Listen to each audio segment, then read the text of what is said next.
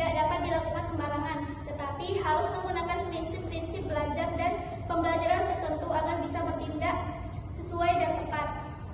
Jadi prinsipnya itu ada kesiapan, ada prinsip motivasi, ada prinsip keaktifan, ada prinsip keterlibatan, ada prinsip perbedaan individu, dan terakhir prinsip minat dan kebutuhan anak.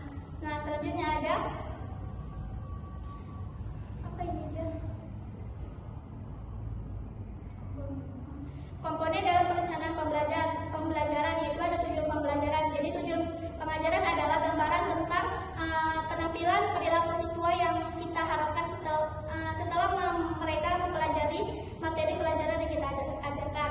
Selanjutnya ada sumber belajar. Jadi segala bentuk yang berada di luar sisi seorang dapat digunakan untuk membuat atau memperlancar proses belajar bagi dirinya sendiri ataupun siswa. Nah, selanjutnya ada komponen utama dalam perencanaan pembelajaran. Jadi yaitu ada strategi pembelajaran. Jadi rencana yang berisi rangkaian kegiatan yang dirancang untuk mencapai tujuan pendidikan. Selanjutnya ada media pembelajaran. Jadi media pembelajaran adalah alat peraga yang dapat mendukung penggunaan metode pengajaran yang dapat digunakan oleh guru dalam proses pembelajaran. Selanjutnya akan dijelaskan oleh Nadia Mahfudah.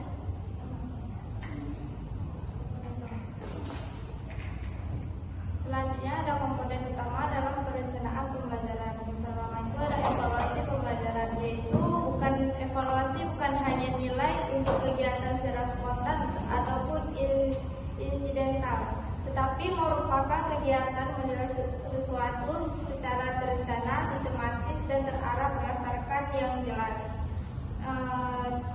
Kemudian ada fungsi perencanaan pembelajaran dalam proses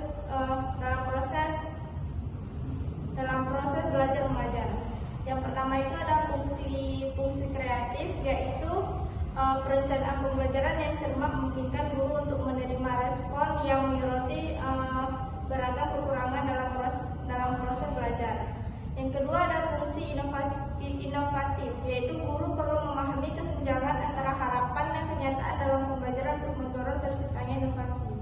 Yang ketiga ada fungsi selektif, yaitu guru memiliki strategi pembelajaran yang dianggap paling berhasil dalam mencapai tujuan pembelajaran. Yang keempat ada fungsi komunikatif, yaitu menguraikan tujuan dan hasil pembelajaran kepada seluruh pihak yang terlibat, termasuk guru, siswa, kepala sekolah, orang tua, dan masyarakat. Selanjutnya ada fungsi perencanaan pembelajaran dalam proses belajar mengajar. Yang pertama itu ada fungsi prediktif, yaitu mengantisipasi tantangan berbagai kesulitan yang mungkin terjadi selama proses pembelajaran. Terus ada fungsi akurasi, yaitu durasi yang tepat untuk menyampaikan materi dengan efektif. Kemudian ada fungsi kontrol, yaitu alat kontrol untuk menilai sejauh mana siswa telah mencapai tujuan pembelajaran. Dengan demikian, guru dapat memberikan umpan balik dan mengembangkan program pembelajaran selanjutnya. Selanjutnya, saya akan membaca kesimpulan. Kesimpulannya yaitu perencanaan pembelajaran merupakan proses sistematis yang sangat penting dalam pelaksanaan kegiatan belajar mengajar. Perencanaan ini tidak hanya berfungsi sebagai pedoman teknis bagi guru, tetapi juga sebagai landasan strategis untuk mencapai tujuan pendidikan secara efektif dan efisiensi.